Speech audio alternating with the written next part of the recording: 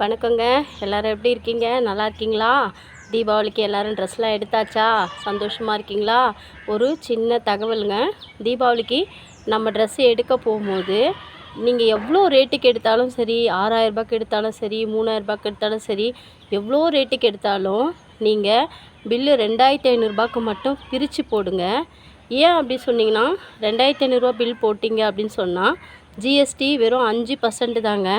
நீங்கள் 2501 போட்டால் கூட ஜிஎஸ்டி 18% போடுறாங்க. அதனால் இந்த தகவலை நான் பார்த்தேன். அதனால தான் உங்ககிட்ட ஷேர் பண்ணிக்கிட்டேங்க. அதனால் நீங்கள் பிரித்து போட்டிங்கன்னா வாங்குகிற உங்களுக்கும் ஒரு லாபம் இருக்குங்க. அப்புறம் சின்ன ரிக்வெஸ்ட்டு, தீபாவளி நீங்கள் மட்டும் கொண்டாடாமல் தெருவில் ஓரத்தில் உட்காந்து துணி வியாபாரம் பண்ணுவாங்க, அவங்கக்கிட்டேயும் சில பொருட்கள் வாங்குங்க. ஏன்னா அவங்கள மாதிரி உங்களும் மாதிரி அவங்களும் தீபாவளி கொண்டாடணுங்க, சந்தோஷமாக இருக்கட்டுங்க. ஏன்னா பட்டாசு நம்ம தானமாக கண்டிப்பாக கொடுக்கவே மாட்டோம். இந்த மாதிரி சின்ன சின்ன உதவிகள் பண்ணாலே அவங்களுக்கு போய் சேர்ந்துருங்க. எல்லாமே நன்மைக்கே.